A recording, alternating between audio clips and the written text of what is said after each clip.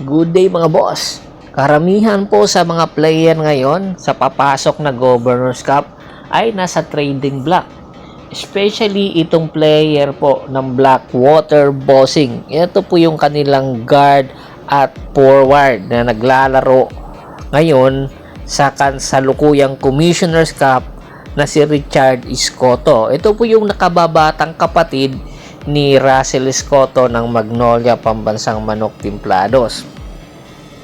Kung nakita nyo po ang kanyang performance noong nag-head coach pa, itong si Jeffrey Carriazo, nabibigyan po siya ng pagkakataon na ipakita. Kanya lang, bago na nga po ang kanilang head coach at posible magbago na rin po ng lineup itong head coach na si Patrick Aquino. Kaya naman, marami ang espekulasyon kung sakali nga po ay posibleng pakawalan po ngayon ito ng Blackwater Bossing para mapunta po ito sa Magnolia Pambansang Manok Timplados at magkaka-reunion po ng kanyang kuya. Dahil nga merong injury po ang kanyang kuya, ay minamarapat po ng Magnolia na maghanap po ng kahalili or kapalit kay Russell Escoto, at nakikita po nila yung potential nitong si Richard Escoto. Halos kasing galawan po sila ni Russell Escoto, at the same time mas athletic po itong si Richard Escoto. Kaya naman marami ang nagsasabi na patas po ang nasabing player. Kaya sino ang ipapalit? Yan ang ating abangan kung matutuloy. Lipat naman po tayo sa Rain or Shine Elasto Painters. Etong si Andre Caracot, minsan na po itong nailagay sa isang hint ni Idol Snow Badwa na malapit na nga po itong ilagay sa trading block.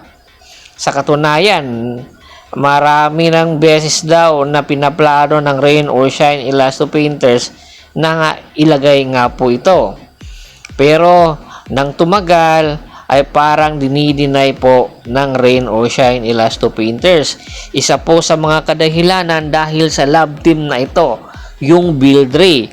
Napansin po ng Rain or Shine Elasto Painters nang simula na mabuo ang kanilang love team ng Build Ray, talagang lumakas ang attraction ng mga fans sa Rain or Shine Elasto Painters dahil na rin po sa love team na Build Ray. Oo, umangat din po paunti-unti ang performance nitong si Andre Caracot at ilang beses po naging best player of the game. Kanya lang hindi rin po consistent. Sa tuwing wala po itong si Bella ay hindi po minsan nakakapasok. Kaya naman, imbis na mabigyan ng pagkakataon ng minuto, minsan ay limited minutes lang po ang ibinibigay kay Andre Caracot. Hoping po ang Rain or Shine na mabalik ni Andre Caracot ang kanyang forma dahil malaking tulong po ito sa kanilang sistema.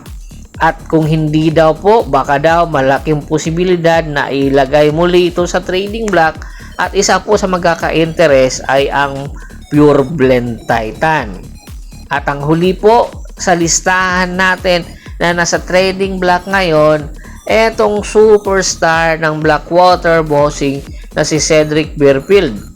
Inamin na po ng may-ari ng Blackwater Bossing na inilagay na po nila itong si Cedric Bearfield sa kanilang trading block. Isa sa mga kadahilanan ay humihingi daw po ng talaga ng request na i-trade na itong si Cedric Bearfield. Marami po ang kupunan na nagka-interest, marami rin pong kupunan ang hindi nagkaka-interest. Dahil nga malapit na rin po mag-expire ang kanyang kontrata, at mas malaki po ang tsansa na hihingi po ng malaking kontrata itong si Cedric Bearfield. Pero ayon kay Idol Snow Badwa, minsan niya nang na-hint na itong si Cedric Bearfield ay ang tsansa po neto kung sakaling magpatuloy ito sa PBA, ang kupunan na Meralco Bolts ang magiging destinasyon po neto.